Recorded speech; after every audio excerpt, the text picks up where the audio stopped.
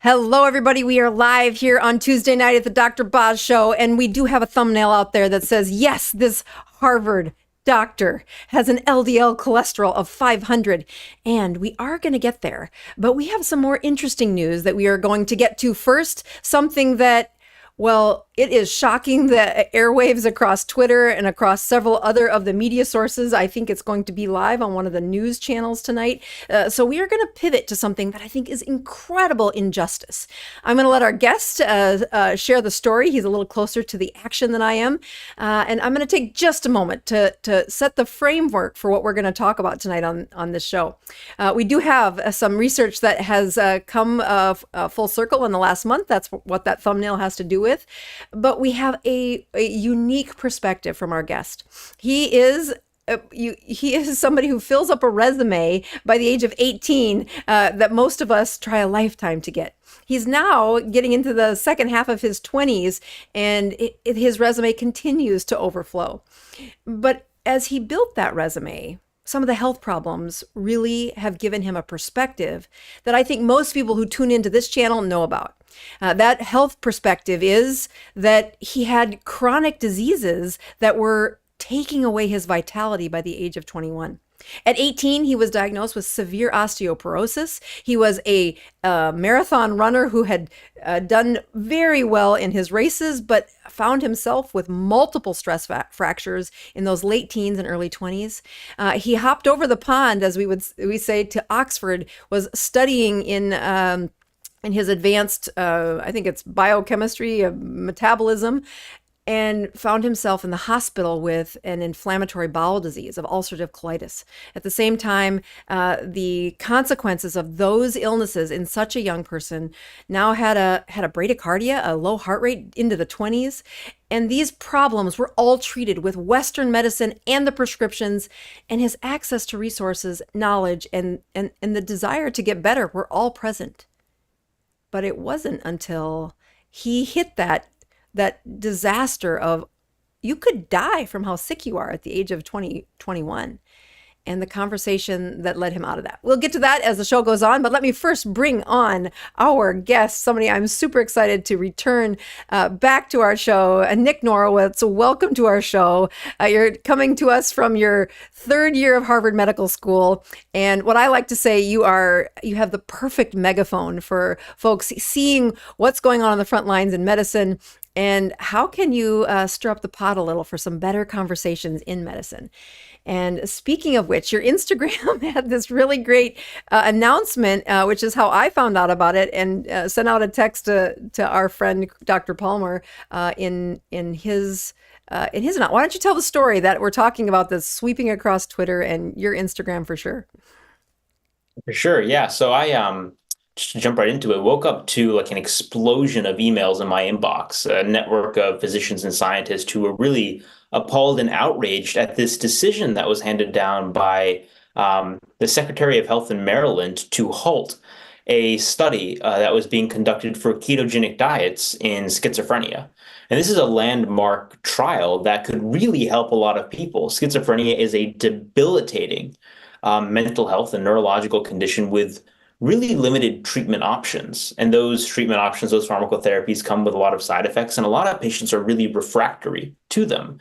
But there are some preliminary data suggesting that ketogenic diets might be very potent as a metabolic intervention to treat schizophrenia. So it's really important to advance this research so that this can become standard of care for patients who could benefit. Mm-hmm. And just to kind of frame it a little bit more, doing metabolic health trials is very, very difficult in terms of, first getting the funding, because pharma companies aren't funding dietary trials, not hot, large, rigorous dietary trials, then getting through ethics, getting recruitment.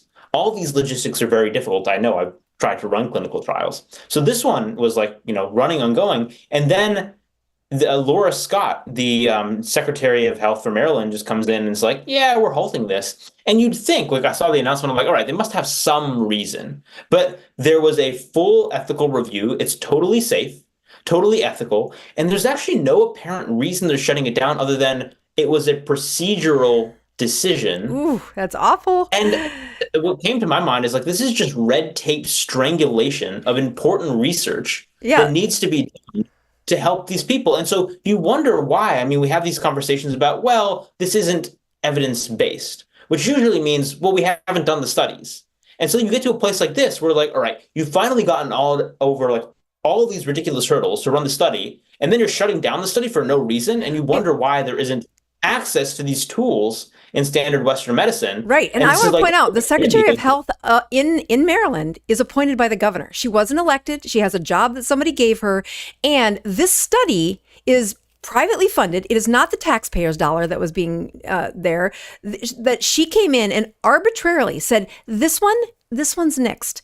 Because what? Because it's severe mental health, schizophrenia, and the ketogenic diet. Does it help it? For heaven's sakes, we need to know this. The amount of work that Dr. Chris Palmer and his research, his books, and his awareness has brought to the forefront for ketogenic diet is not just about losing weight. I know that's what gets people through the front door, but when you're taking away the how do we get the answers? Here is a private funding of something that is really important to the people on the front lines, and you with the assigned job from the governor, not elected by the people, just said, I'm taking that away. Right. So there's a petition. Yeah. So I'll just emphasize, just because, I think people will probably ask the question, like, are we, keto zealots banging a drum for a keto trial? Like, no, I'm hearing from lots of people in like, conventional academia, like, this is really unfair and ridiculous. This is not something that is even like contentious, because they haven't even put out any sort of rationale for why they're shutting it down. This is universally, I think, abhorred as a decision. So Chris Palmer wrote a petition and is trying to get Dr. Chris Palmer, a psychiatrist at McLean Hospital in Harvard, has written a petition to try to get this decision overturned. So our call to action for you now, it takes 20 seconds. Click on the link in the video notes and fill out the petition. Over the last, I don't know, something like 20 hours, there's already over 4,000 signatures. Chris is tweeting about it. Other doctors are tweeting about it. Andrew Huberman just tweeted about it. Like, this is capturing attention and everybody jumping on board. So I put together a 1-minute video to kind of give a pitch on it, but really, I just want 20 seconds of your time to sign this petition and, put your name to our metabolic health army, let's call it, saying, look, this is unfair. These patients deserve research so that they can be helped. Right. So when we look over at, let me go to the website here. This is the petition. I just texted this to my team to make sure that it gets up in the chat, and we pin that at the top. We do have it in the show notes that you go to the link and you put your name on this petition for people who are saying no. Let me just take that down so you guys can see it. Yeah. Protect this landmark research study for serious mental health. It is a ketogenic diet and how it will influence, or how do we understand better? Does it help with this severe mental health issues? So I've put my name in there. I even threw some money in to get the promotions for folks to find this website. And of course, we're putting it top, front, and center on this show because, well, it does actually play into our talk for tonight. We're going to take this away from here, I think. There you go. So as we bring you on, you have one of the best stories. We covered this a little last time you were on my show, but I think for the new viewers, I kind of took them down your health got very poor. We're going to get to your LDL cholesterol, but I would like to hear again, how did you get to a keto diet when you were like on death's door across the pond? Answer that in one word: desperation. Yeah. Yeah. So yeah, no, it was a matter of, you get to that point where honestly what was going through my mind, since I had in such reverence for Western medicine, was like, I've had access to the best healthcare in the world. It's completely arrogant to think that I could fix this when no one else could. At the time, I was in my early 20s. But you are left with kind of a binary choice. I guess maybe there's 3 options: die, not particularly appealing; linger as I was, also not particularly appealing; try stuff, see if anything works. Yeah. That's what I did. Yeah. And I iterated through basically every diet you can possibly imagine. So the standard ones for inflammatory bowel disease, I had ulcerative colitis, low FODMAP diet, specific carbohydrate, tried those, whole food, plant-based, vegetarian, pescatarian, Mediterranean, like everything you can imagine, I tried. Yeah. And then eventually I tried a ketogenic diet. And lo and behold, my inflammatory markers dropped to baseline levels. I started to feel better. And then a little while later, years later, actually, I ended up getting a biopsy. I just put off more colonoscopies because if you're feeling good, you don't want to get a colonoscopy. And I've been in biopsy-proven remission, it seems, for now 5 years as of June 1st, Yeah, so 2024. I think that future of medicine question we're going to build towards in this conversation, it really is important to hear that you have been at the depths of many people who tune into my channel, who watch your channel, have suffered, and I mean that word, with what Western medicine says. Here's the prescription, here's the symptom, here's what the standards say to do, and your courage to say, nothing you're doing is working. Nothing you've offered me is working, and I'm not going to die. That's how people end up on these channels that are, to me, the future of medicine has to do with this depth of education that both your channel provides, that we try to offer. And not everybody's walks through that door. They want the Western medicine to work, and they stay there for, well, far longer than you and I would. Yeah, I mean, Western medicine is great for certain things.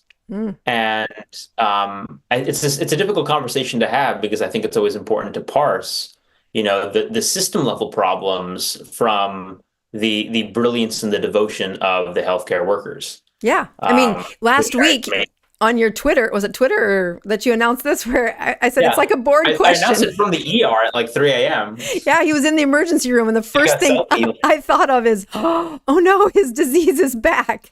But no, you got the best. I mean, you want to tell the story quick? Yeah, it was freaky. I woke up in the middle of the night with the worst headache of my life. It felt like somebody was drilling through my head, and it woke me up from sleep. It was behind my right eye.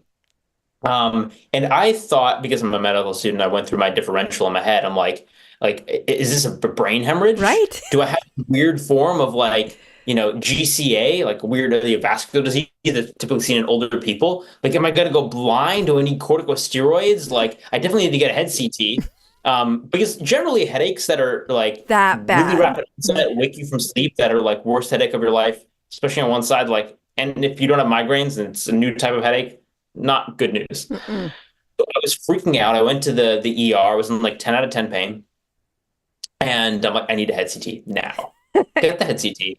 Reassuringly, it was negative, so I didn't have a brain bleed, which is then I started to sigh, come down off my anxiety. And we're like, all right, I wonder what this is then. And then it occurred to me what it probably was, and the clinical team agreed, which was a cluster headache. Yeah. Which is different types of headaches. They're the tension ones that are like all around your head and squeezy. There's migraines, which are also usually one side, but I don't have migraines. They don't usually wake you up from sleep. Cluster headaches are a type of headache that actually I didn't realize what demographic they tend to hit, but men between 20 and 50.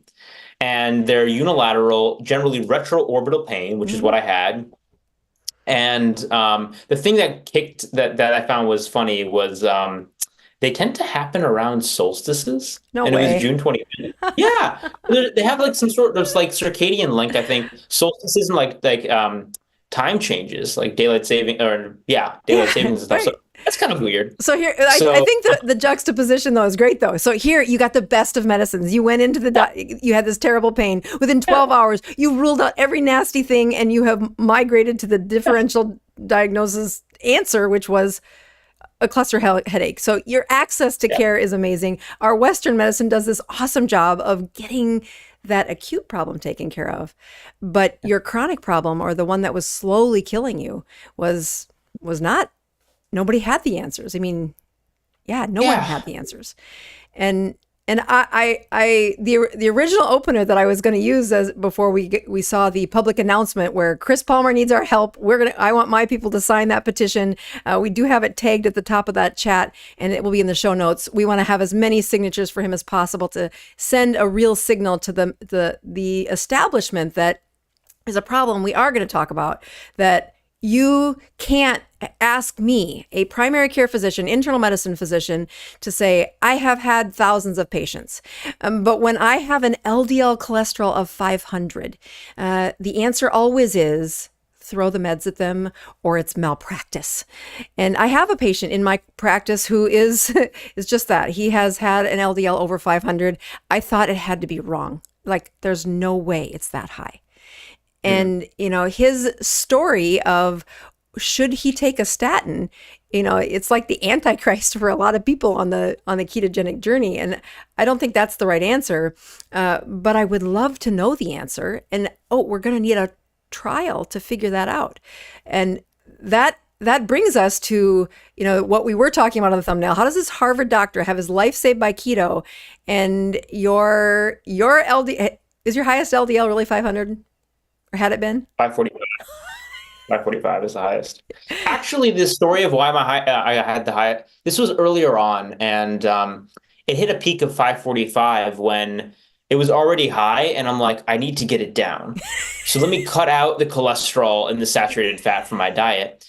Because of the etiology, fancy word for cause, of what's driving my high LDL, and which we explain by the lipid energy model, basically, if I happened to lose weight, that would be one lever that would actually drive my LDL up. So by virtue of the foods I was cutting out, when I'm like, all right, I'm not going to eat egg yolks and I'm going to cut out the butter. Oh, no. My LDL, even though I was eating 1 gram of saturated fat for every 5.67 grams of unsaturated fat. So the fatty acid profile of my diet was like olive oil with a bit more PUFA.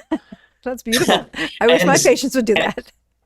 And my LDL went up as a result of the dietary change because as a function of cutting out those foods, I ended up dropping a little bit of weight. So yeah, my LDL has been very high. I'm a little bit anxious to see what the thumbnail is because just so everybody knows, like, this is live. I have not seen the thumbnail. I don't know how this video is being packaged, so I'll see it after. It says my LDL was 500 is what the thumbnail said, unless we have to change it. Yeah, we'll see how much trouble I get in. But I think it's so. I like to say I try to be provocatively reasonable because you can make an observation and say this is a true thing. Now let's unpack it with a degree of nuance. It's a practicality, you know, Dr. Boz, like to compete in, you know, communicating with the lay public, you need to be grabby. Right. I shouldn't have made that gesture. I'm getting in trouble for that. That's very unintentional. But so. Yeah, I gotta push one more button here. Bottom line is there's something very interesting going on with the phenomenology with respect to these high LDL. So as Dr. Boz said, like you get a number like this and you think it's a joke. Most physicians do not ever see LDLs this high, and now we're seeing them all the time without any clear genetic cause. And one has to ask the question, well, what's going on here? To kind of draw a simple analogy, it's like, imagine you saw a person who was 8 feet tall. Usually, most people have never seen an 8 foot tall person. Imagine you saw a person who's 8 feet tall. Now imagine after they walk into the room, a dozen more 8 feet tall person walk behind them.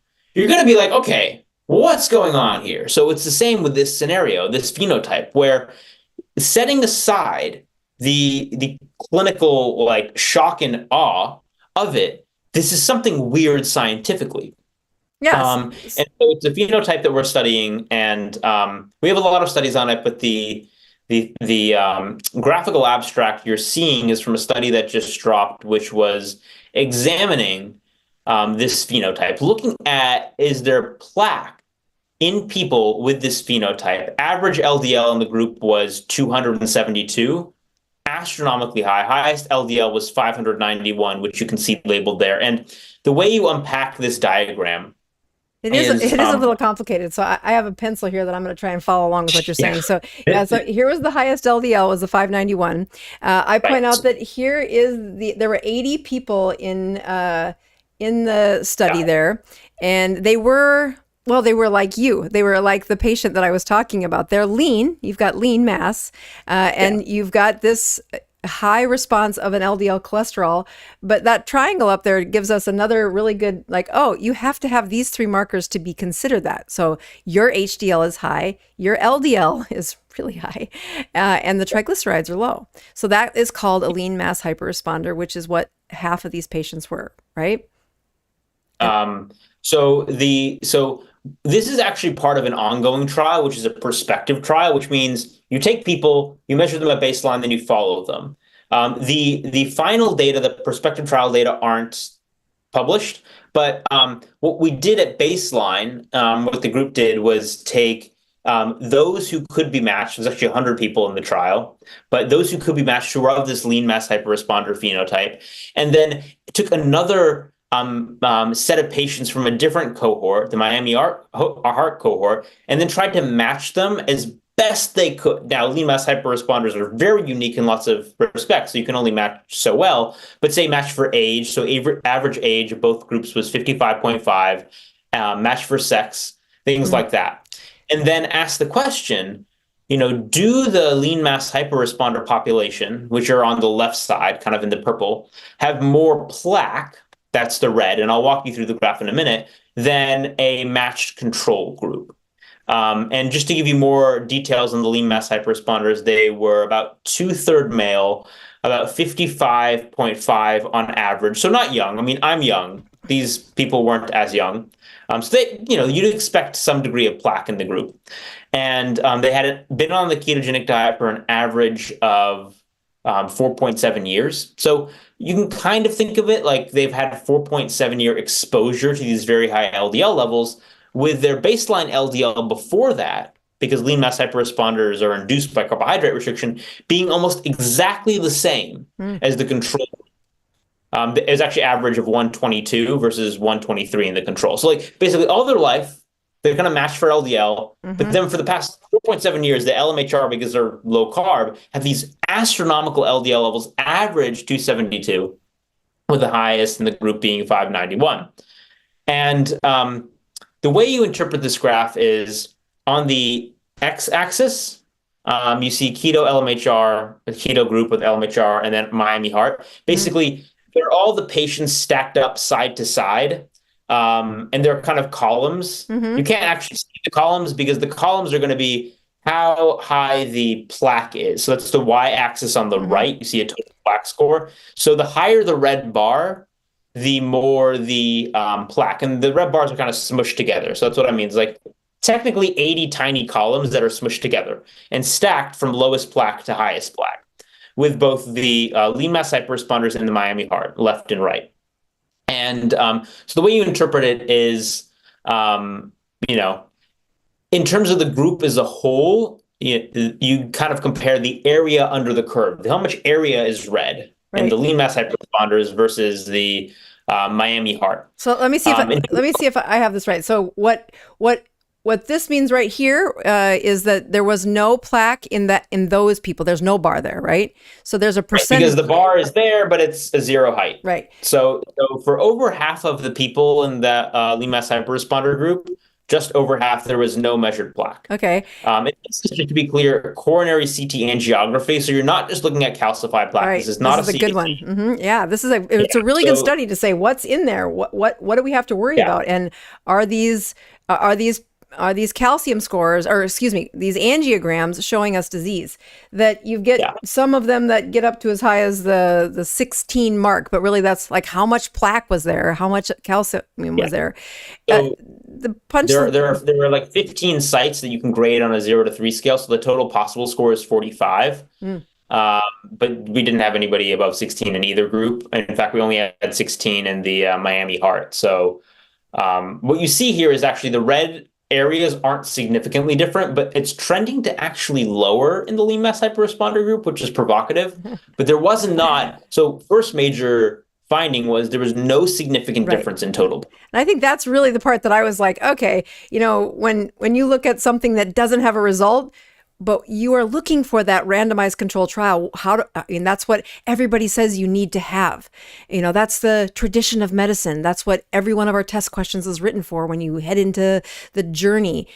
And then you get to the practice of medicine and you say, uh-oh, I'm here. How do I answer the question for this guy who has an LDL cholesterol of 500? He is a lean mass hyperresponder, and I'm on the front lines. What's the right answer? And I think this is what I have been excited to talk about, which is not the best thumbnail, but you and I have a desire to say, guess what? You don't have all the answers in those randomized control trials. It does help provide guidelines. It does help us study populations. But if you, this young, very brainiac, with all the accolades behind your training and the access to care, with that history of life not going well by the age of 21, and now thanks be to God that you're feeling better. But when you start to say, all right, Nick, how old are you? 27? 28. 28? You're 28 years old. You have 50 years in medicine left ahead of you. What do you think the future of medicine is? And you have some interesting thing that's also happened this week that got you in another headline. I will answer that. Can I add a little bit more padding and caveats around this Sure. LMHR? Because I think it's something that's really important to unpack and provides a few lessons, which is, and what do we make of the LMHR phenomenon? Because the last thing I would say, so I'm not saying LMHR don't need treatment. Right. My whole thing is that they're a unique population for which there are unknowns, and we can simultaneously acknowledge this is a unique population that deserves further study. And in the meantime, we should deal with people on an individual basis based on an individual basis in a clinically cautious manner that's commensurate to the situation. So do they have comorbidities that they need to be on a ketogenic diet for? Can they take medication? What are their options? Do they have baseline plaque, family history of cardiovascular disease? I mean, again, art of medicine.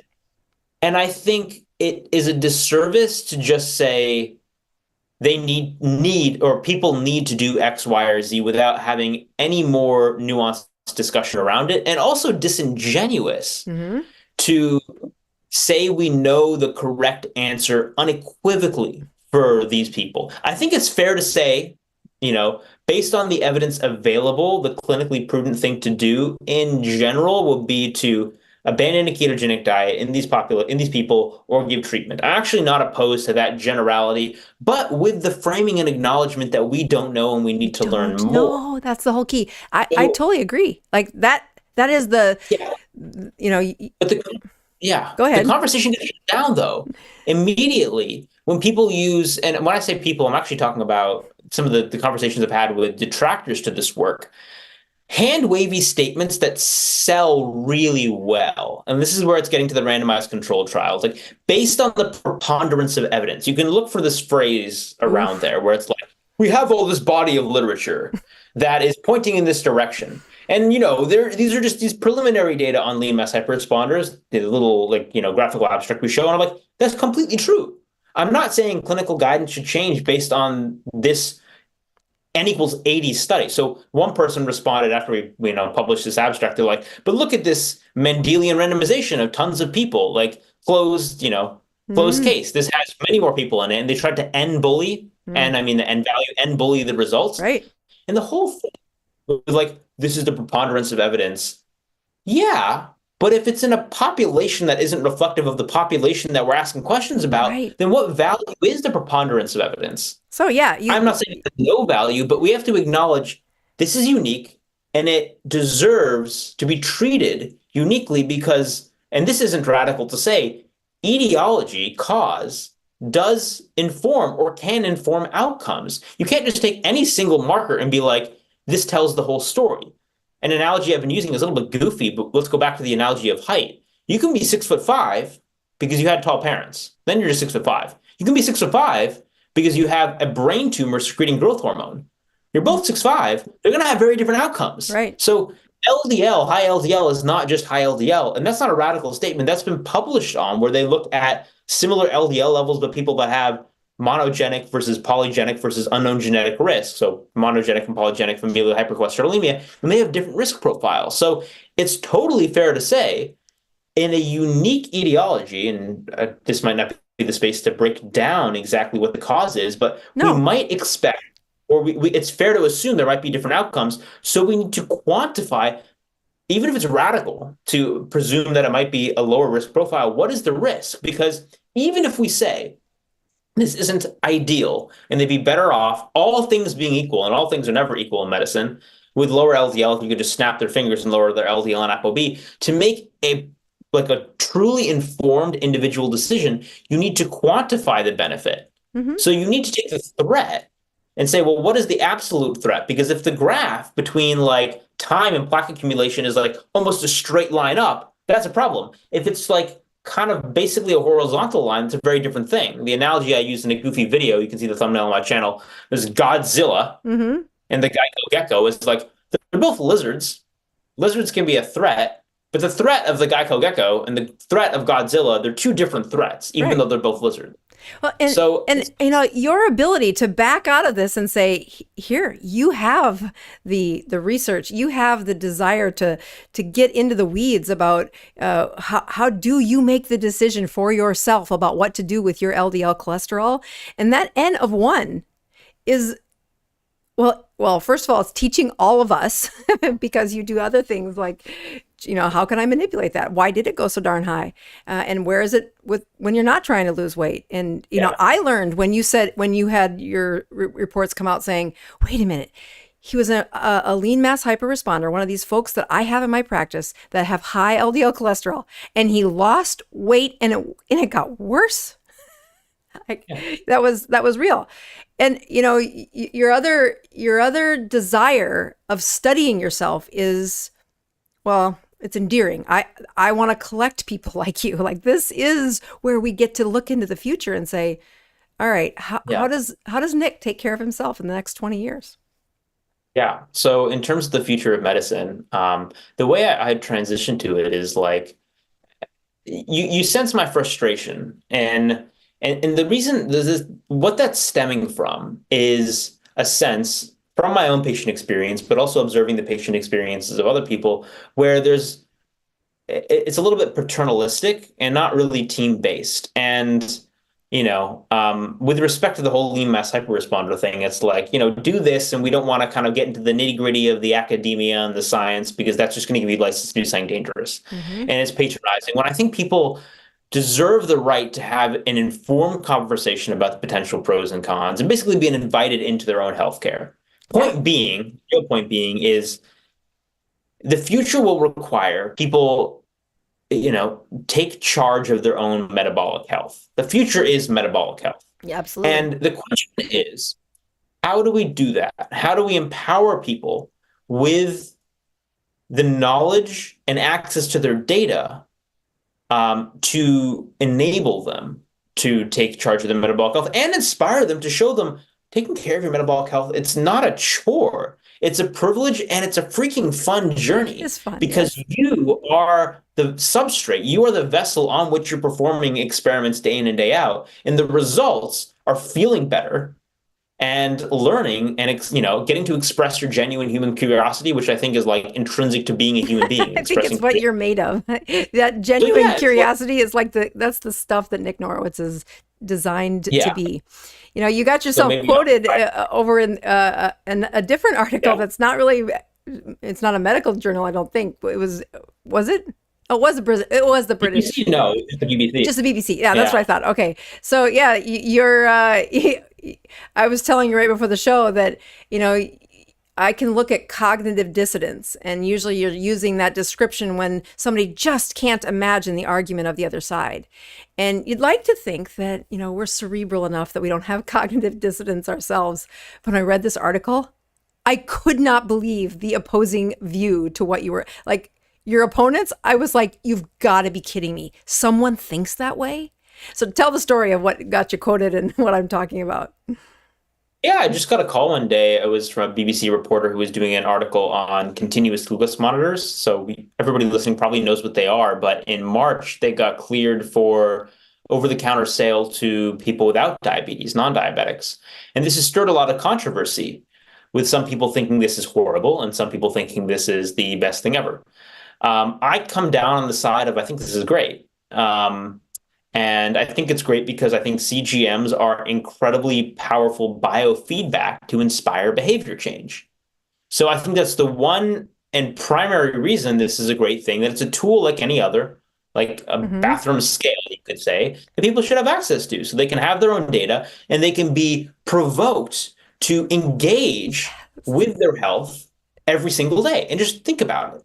And that can inspire behavior change in the right people. It's an optional tool. Nobody's forcing CGMs on people. So that's my general perspective. Now, I'm aware of all the counter arguments, and we can hit them. There are really three big ones. One is, well, there isn't evidence that it's helpful in non-diabetics. Two is it's going to cause maladaptive behavior change because of data misuse and data misinterpretation. And three is eating disorders. The first is pretty easy to address, which is, evidence of absence. So absence of evidence is an evidence of absence. Right. So which is we have an RCT. Yeah. So here's the other part is that their evidence is that printed literature that is out there. Can we say that this is what it does? But I would also not ignore what clinicians before we had great studies, clinicians had to do pattern recognition and get feedback from their patients that when you used a tool that improved their health, the practicing doctor would recognize that as an improvement. And as a practicing doctor, when you watch the behavior change of someone who didn't have an understanding that that's what those foods were doing to their body, and now they see it. I mean, okay, so sure, that's an evidence of anecdotal evidence, but I'm telling you that reality it has been one of my favorite comments to hear people talk about is how I thought before that and how I thought afterwards. Yeah. So, but let's juxtapose that actually to the rigorous evidence. So if you, as a physician, have, or just any person, observe a cohort of people saying, I tried a CGM and it changed my life and I feel so much better and it empowered me to take, control of my health. Okay, that's one. The one thing. Let's juxtapose it to, all right, let's say we run a randomized controlled trial. We take, let's just make it an absurdly implausible trial that we could never do, but that it will be perfect. We take 1 million people and we randomize them to CGM or no CGM. And we track them for 20 years, which again, we can never really do this, but let's say we did. Okay. And then you found, there's no benefit in terms of new onset diabetes. No statistically significant benefit in incident new onset diabetes. Could you then conclude that this is not a helpful tool? Well, actually, I don't think those data will be as valuable as the clinical observations, and I'll tell you why. It comes down to the self-selected nature and the individuality. You could have not statistically significant differences, but there are going to be some people that benefited and some people that didn't. And if you just randomize people, then you're also taking people who weren't self-selecting to say, this is a tool I want to try to use. Right. What matters more is giving people access to the tool who want to try to use it, and not, forcing people to use it and seeing what comes of it. So you need to meet people where they are, like you learn in any motivational interviewing. Like when you're at the point of, preparedness and planning, then you give people access to the tool so that they can use it. And also the flip side to this is, well, there's also no evidence that it's harmful. Nor do you think it's giving people access to their own data. So you can't say, it's a double-edged sword. It's like, there's no data showing it's helpful. Well, there's no data showing it's harmful either. So then that kind of undercuts one of the next arguments, which is there's going to be data misuse, which I've heard absurd things. Like Dr. Spencer Nadolsky tweeted that his patients would stop exercising because it causes a glucose spike. I'm like, my man, no, this is absurd hyperbole. I met 0 people who would stop exercising because they're wearing a CGM. And honestly, if that happened, one, maybe they shouldn't be using the tool, or two, maybe just sit down with them for 5 minutes and explain what HIIT does to glucose and why that's normal. Right. So yeah, I think the lady in the article actually was a dietitian. Though they were the other lady arguing, the one that got me so angry. So she's the person who a type 1 diabetic would come to get educated in that medical field. And she wore a CGM. The alarm went off that her blood sugar went below 70, and she got up and had a cracker in the middle of the night because she was alarmed that her blood sugar. Like, if you're the lady in charge of the education, and it's because you can't possibly educate through that. How dumb do you think the people are? That's ridiculous to come to that conclusion.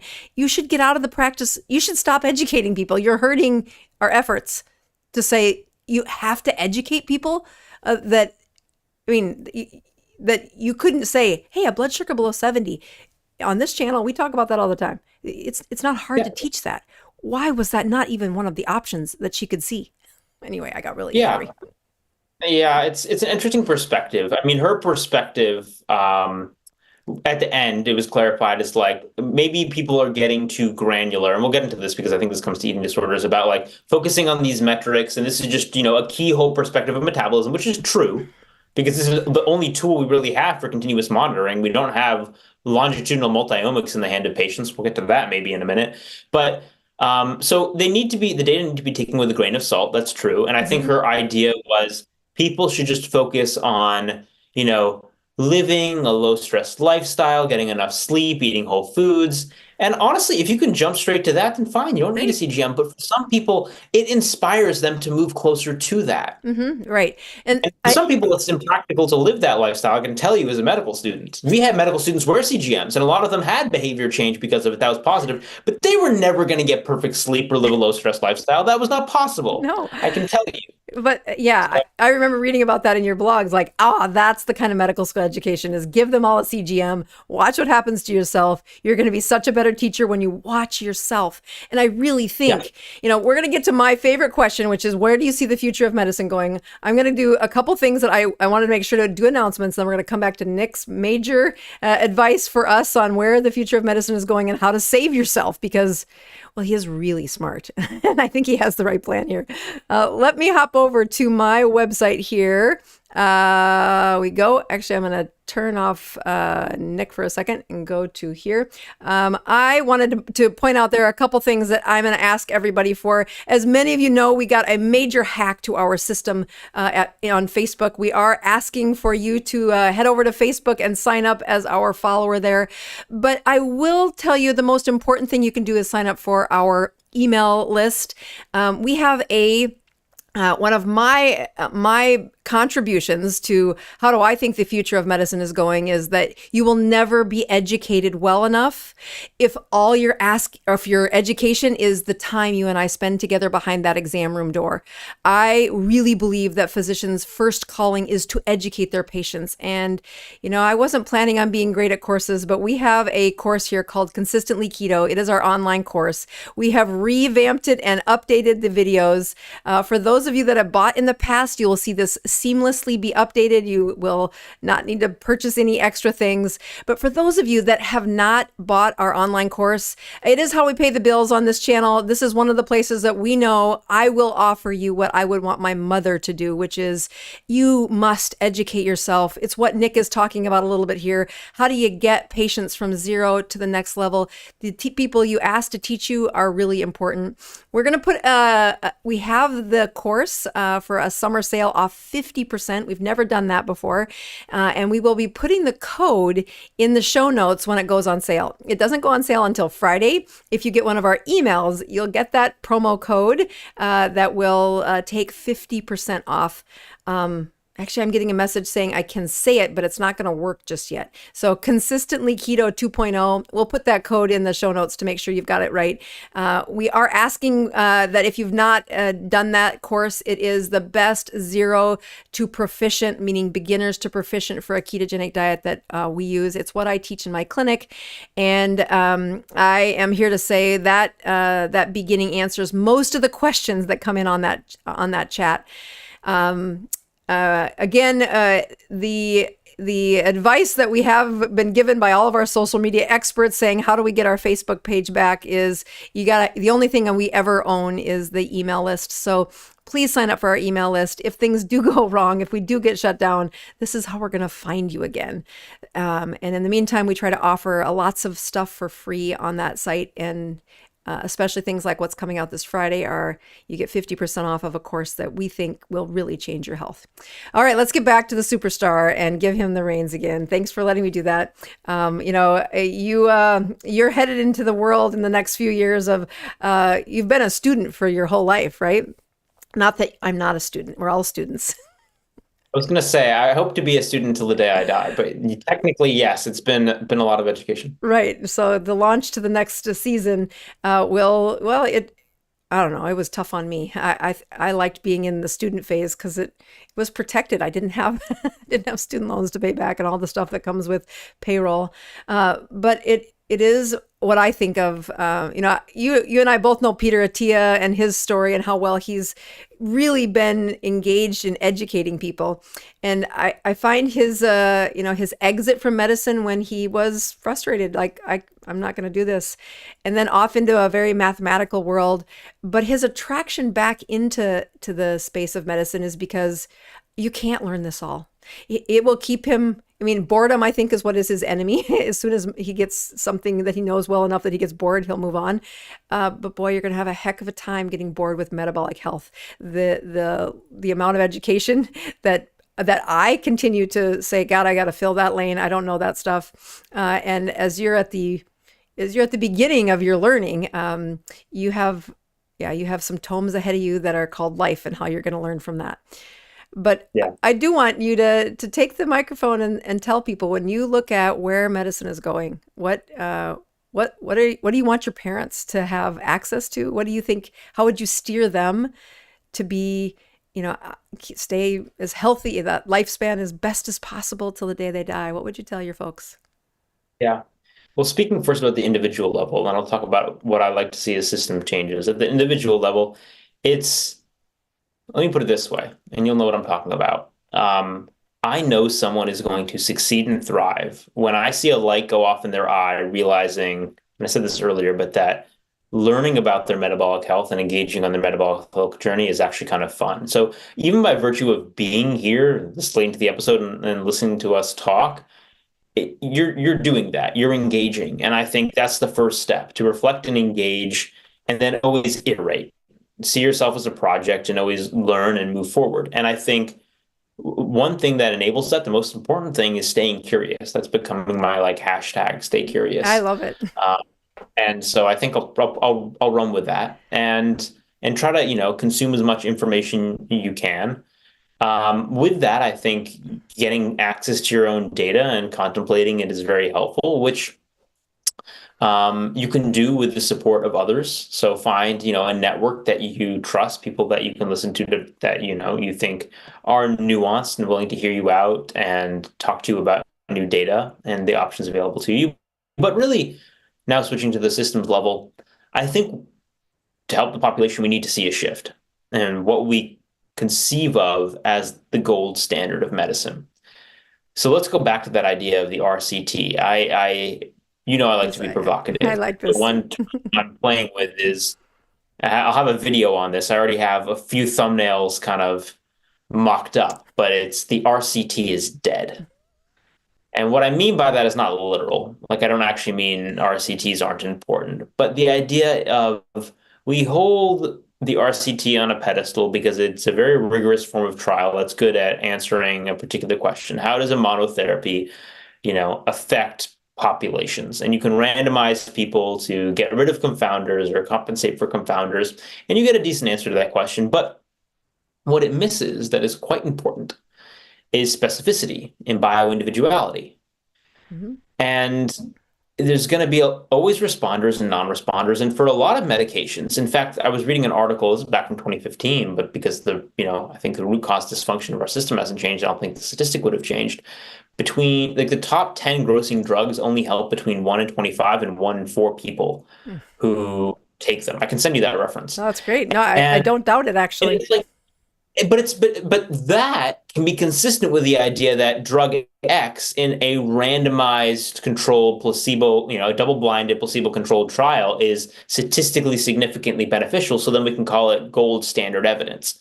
But again, you miss the individuality and the specificity. So I see us moving towards N=1 medicine. Yes. And that has a negative connotation. It's a dirty term, but I think it's going to be reclaimed. I predict it's going to be reclaimed because what's going to happen is, with access to individuals' data with high resolution. So take the CGM, for example. Yes. It's a keyhole perspective of your metabolism. Now imagine if you could, monitor your not only, multi-omics, so all the ohms, genetics, genome, metabolome, microbiome, transcriptome, and then take them at multiple time points. You get a high resolution video of what's going on as you an individual. And then you can address the nodes of dysfunction with protocols that are designed to address what's going on in you metabolically. Right. And the reason I say RCT is dead as a provocative comment is an RCT can never properly address that. That's going to take applying our understanding of physiology to the individual, which is a whole different framework in which to think about medicine. So I think in my lifetime and career time, we will see that shift, which is a whole new way of thinking about medicine and gold standard medicine and how we collect evidence. And that's going to happen with advances in technology, but it's also going to take a cultural shift. So we have this, like, when I talk about the future is here now. We have like people doing longitudinal multiomics. There's a lab out of Stanford, the Snyder Lab, which is a very highly renowned lab. But actually, there's a paper in Nature Biochemical Engineering. I think is public information. I think I'm allowed to say this, but it was brilliant. Well, you'll see what I mean. It was a trial doing longitudinal multiomics. But as a proof of principle, there was a section at the end where it was like high grade longitudinal multiomics in an individual as a proof of principle. And it was an N equals 1. Granted, this is in Nature Biochemical Engineering. It's like a really top journal. The subject, this is what I'm not sure if I'm allowed to say. I'm going to get in trouble. Be careful. We're live. Well, the senior author, let's just put it this way. The senior author at the time was a 64-year-old gentleman who liked to wear a lot of biomonitors. And the subject was a 64-year-old gentleman who did a lot of biomonitoring. So anyway, I might not be the only person who's publishing N equals 1s on himself. Right, no. So we might have, atheists in the clergy, so to speak, with respect to people pushing N equals 1 medicine. But the technology is coming. And I do think in the near future, this will be accessible to more people. We have companies that are spinning up. N of 1, ENOVONE is like one startup that's trying to do this kind of thing. So like the future is here. It's just going to take a little while to get traction, but that's my vision of it. Well, I really think that's hopeful for me. That when I was telling you before the show started that I have 3 sons, my youngest son, 18, launched out of the nest. And my husband has said, you can go into anything but medicine, boys.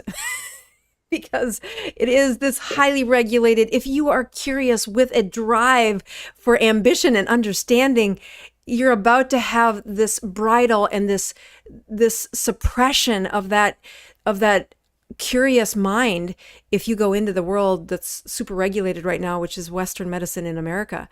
And to think of your parents wearing monitors where their super smarty pants son could say, hey mom, hey dad, I've been trying to help you and I can see, here's the knowledge that you need to hear about yourself. And I really think that is the future. That's what makes me hopeful. That makes me say, wow.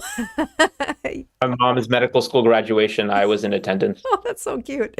And you see that, that is what keeps me, especially pouring into your story and trying to make sure that anything that you attempt, I'm going to try to support you in, because your curiosity is what I love. And knowing that you've had this awful price of, really staring at death's door at 21 because the smartest people in medicine couldn't help you. Thank God you were curious. Thank God you looked at the next thing that nobody was offering. And your journey is not only inspiring to my audience that's watching, but to me as somebody who has been to this place where I'm like, I give up. This medical stuff is so suffocating for anybody who wants to try and invent the next stage to really make a difference. And I can't wait to watch your career. Appreciate it. Well, so make sure you tell folks, we will put his links in the show notes, but anything you'd like the audience to do to help you in the next few weeks? So to go through my social medias, I'm at Nick Norwitz or at Nick Norwitz PhD everywhere. I'm easy to find because there's only one Nick Norwitz in the world, as far as I'm aware. So N-I-C-K, last name Norwitz. At Nick Norwitz on Twitter, at Nick Norwitz PhD on Instagram. I'm new on Instagram, so I appreciate the follows and the supports there. Nick Norwitz on YouTube, which I'm trying to build up. And then I recently started a newsletter on Substack. Right. I'll have my 5th edition come out on Friday, but I would also appreciate engagement there. That's where I kind of do my spews and reflections, and we'll see if it comes back to bite me. I try to do the look, honestly, this is me, and I end up being authentic, which comes or try my best to be, which comes off a little weird sometimes because I'll talk about like, yeah, I'm low carb and super into metabolism, but I also like have this summer project if I really want to learn to bake a bunch of cheesecakes with my girlfriend. Not low carb cheesecakes, just like this is our activity. So like there are layers, I think, to every human being. There's the academic me, there's the student clinical me, there's the son me, there's the boyfriend me, and I try to give you as much access to that as possible so you can do with it what you want. I Amen. mean, your feedback are my data, and I want them to help grow and evolve. But I think it's only fair to like give people as much data about me to evaluate if I'm someone worth listening to. So appreciate support, engagement, early boosting on this journey because while I might not be, you know, a clinician with 30 years experience or, running an esteemed lab, what I can offer people is that I'm early on in this journey and really eager to learn and evolve. And I would love to invite people to, as I teach them, be my teachers as well. So your feedback are my data. I do listen Yeah, that's and great. genuinely try to evolve. So thank you. Well, Nick, I appreciate you coming on twice. You're the only guest I've ever had on twice. So thank you. And I hope it's many more. I can't wait to see where you go with your career. And I will, like I said, send my followers your way. We'll get all those links out to folks. And let's watch you change the world while we try to keep up with you. Let's change the world together. Metabolic Health Army. Amen. All right, folks, we are going to call that a night. I thank you for tuning in. It's Dr. Boz, and we will see you again next week. Happy 4th of July, and thank you for all the folks that do really support not only the guests but also our channel. We will see you next week, improving your health one ketone at a time. We are done. Great job. How'd it feel? Thank you. Okay. Great. Yeah, I think you did awesome. You did great. You're obviously easy to talk to, well versed, and don't have to. You hardly need to practice a thing, actually. Every time it gets easier. And well, and I think you get two people that care a lot about what's going to happen next in medicine, and it's easy to attract the people. Yeah. So what? Oh.